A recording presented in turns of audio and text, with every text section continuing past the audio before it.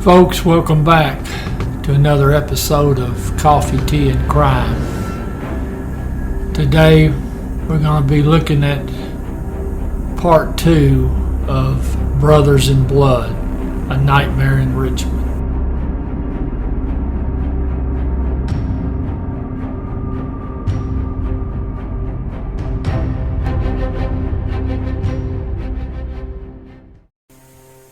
It's September 30th. 62-year-old lady named Mary Wilfong. She was a private duty nurse, and she was heading back to her apartment over on Wythe. Now, I don't know how the brothers knew her, or maybe they didn't. Maybe they just, as they were prone to do, they just picked her out at random. But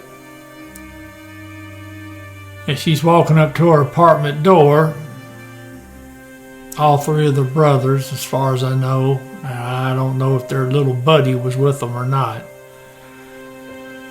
but they got her there at the front door, and Linwood beat her to death with a baseball bat.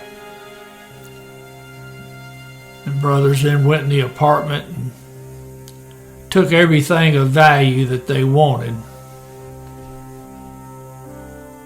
Now, according to the ME's report, the cause of death was lacerations of the brain, multiple skull fractures, blunt injury to the head. Now, Miss Wilfong, she lived long enough to be taken to the hospital where she died. He also lists the place of the attack or place of the injuries as the sidewalk. 5 days later, on October 5th, 1979, and this is just 2 blocks away from where the brothers lived on 4th Avenue, they bum rushed a 75-year-old lady named Blanche Page. Now, she had a fellow who was a boarder. He was renting a room from her. He was 59 years old. His name was Charles Garner. Now, Miss Page was bludgeoned to death. Mr. Garner, he was stabbed to death with what they're describing as various weapons. Now, they used a baseball bat on Miss Page, and there were 5 knives and a pair of scissors and a fork impaled into the back of Mr. Garner. Now, the ME on Miss Page said the cause of death was acute head injuries and blunt force. Now, the ME's estimating interval between the start of the attack and death was seconds to minutes. And that was over at 3109 5th Avenue. Now, on October 19th, the Brileys, Linwood, Anthony, and James, and then Eric, they were all over at the Brileys' house there at 3117 4th Avenue. Now, they were over there drinking and smoking marijuana, and they were going to do a home invasion robbery on a fella named Harvey Wilkerson. Now, Harvey just lived just a little ways from the Brileys' house. Now, when they leave the house, they loaded up in the car. Linwood's driving. James has got the shotgun and a .22 caliber pistol, and that's what Linwood's got. So they drive over there, park near Mr. Wilkerson's house, and they went and they hid in a shed across the street from the house, and they waited for some people to leave that were standing out front. Now, James and Linwood, they go in the residence first. Then right after that, Anthony and Eric go in. Now we're getting this information from Eric, because as I told you in the first episode, Eric decided it was better to be a witness for the state than a visitor to the electric chair. Now, according to Eric, said when him and Anthony got in there, Mr. Wilkerson and his girlfriend, Judy Barton, they'd already been tied up with electrical tape around their arms and legs. They had gags in their mouth. Now, Miss Barton's 5-year-old child was laying on the floor, but now he wasn't tied up. Now, according to Eric, Anthony and James, they went upstairs searching. Now, I don't know what they were looking for, drugs, or I don't know if they were selling drugs at that location or if they just thought they was. Either way, Eric said that Linwood, he took Miss Barton into the kitchen. Linwood raped her. Now, Eric said he then went in the kitchen and he raped Miss Barton. And then James came down, went in the kitchen, and he raped her. Now, Linwood then took Miss Barton and drug her into a room, same room the husband was in and the son. Now, they took a sheet and they covered Mr. Wilkerson and Miss Barton. And then they executed Mr. Wilkerson and Miss Barton with gunshots. My understanding is Linwood did Miss Barton, and Eric, they told Eric he was going to have to get him one. That's what they said. So Eric said he got a pillow and he put it over Mr. Wilkerson's head. And he cranked off around. And then there were more shots. Now Eric says he ran out of the house after that. He doesn't know which one shot the little boy. But somebody headshot that little 5-year-old. Now the police had been conducting surveillance in the area on the brothers. Now they didn't know the brothers were just a few blocks away committing a home invasion robbery. But now they were close enough that they heard the gunshots. They actually saw some males running down the street. They didn't associate one with the other. Now, according to the ME, Mr. Wilkerson died as a result of gunshot wounds to the head. Actually, one gunshot wound to the head. Now, Miss Barton, ME said she died of gunshot wounds to the head. Now, the little 5-year-old, his name was Harvey Barton. He died as a result of a gunshot wound to the head. October 22nd, 1979, the police lock up the 3 brothers and their little buddy. Now, James and Linwood, they get death sentences. Anthony, he gets life plus 139 years, and little Eric, he got something like life plus 100 years. And obviously, as I've mentioned earlier, Eric testified against the brothers. He's definitely a bad person, but now his testimony made sure that the 3 brothers got what was coming to them.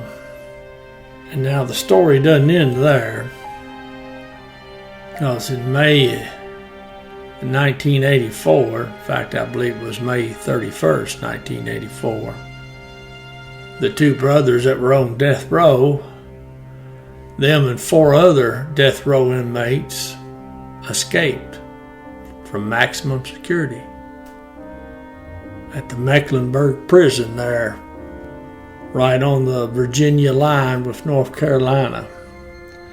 Now, from what I read and saw, it was the first time that death row inmates had ever escaped. Now, the word is from this resource material that after they had overpowered some guards and tied them up, the two brothers, Linwood and James, they put lighter fluid on some of the guards and were going to incinerate them. But now some other death row inmates stepped in and stopped them. Wouldn't let them do it. And they were going to rape a little female nurse that was in there. It was medicine day. So she got taken hostage and they were going to rape her, but some death row inmates stepped in and stopped that too. So anyways, the 6 of them dressed in prison guard uniforms, and I'm not going to go into all the details. It's an interesting story. It just by itself would be an episode on how they got out of this maximum security prison, especially in the wing that's reserved for death row inmates. Well, anyways, long story short, they all got loose, the 6 of them, and they all got caught. Now, the 2 brothers, they got caught 19 days later. But now I'll tell you something, that 19 days, the city of Richmond was in lockdown mode because they had police guarding the judges and police officials and anybody they could think of that the brothers might decide they wanted to get revenge on. So the city was in a panic. Now, allegedly, when they called the governor and told him that 6 of his death row inmates had bebopped right out of his maximum security prison, the death row unit, and he looked and figured out how long it had been from the time they escaped till he got the call, they said he was upset. Head of security for the prisons, he supposedly all he could do was utter a few curse words and think about the fact he was getting ready to get fired. Now, they had everybody with a badge and a gun on the Virginia and North Carolina side looking for these inmates. Now, the 2 brothers, they didn't stop in Richmond. They went all the way up to Philly. And they're hanging out with an uncle of theirs that's got a garage up there. Now, the police and the FBI are like one step behind them the whole way. And then they were monitoring phone calls of family members and whatnot and friends. That's how they finally figured out where they were at. So the FBI, they start setting up surveillance, them and the Philadelphia police. Well, then the FBI, they even send an informant in there to just try to confirm if they're in there, because they don't want to hit this place if the brothers ain't in there. So on June 19th, the FBI goes storming the building, and they caught the 2 brothers. They were barbecuing chicken over a charcoal fire in an alley. So as you might guess, they were sent back to the death row unit. Everybody breathed a sigh of relief.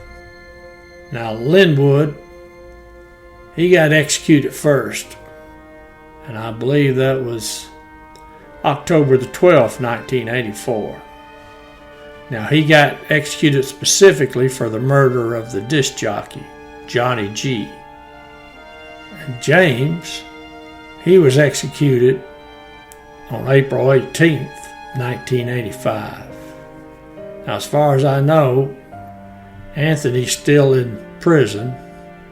Now, I don't know about Eric. Now, about 2019 or so, some of the prosecutors were asking the parole board to let Eric go since he'd been in prison for quite a while, and he had done so much to help them put the brothers in prison. I don't know what came of that, because I'll be honest with you, I got nothing for the three brothers or for Eric, not for all the misery they caused and the people they killed. But boy, there couldn't be much of a meaner bunch than the four of them.